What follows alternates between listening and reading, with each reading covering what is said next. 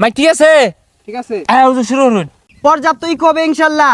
সবাই ইউটিউবে জয়েন হয়ে যান, রমজান নিয়ে আলোচনা হবে। বাজান রে, রমজান মাস আইলে সৌদি আরবের মতো দেশগুলাতে জিনিসের দাম 50% কমা যা।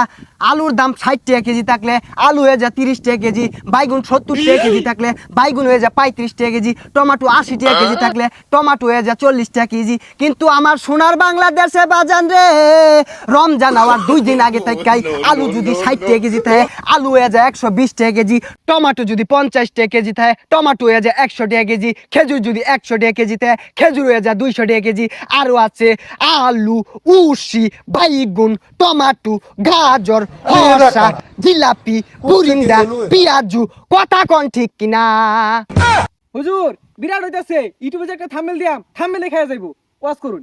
আরো বহুত কিছু আছে, শসা, গাজর, লেম্বুর কথা তো বাতি দিলাম। গতকাল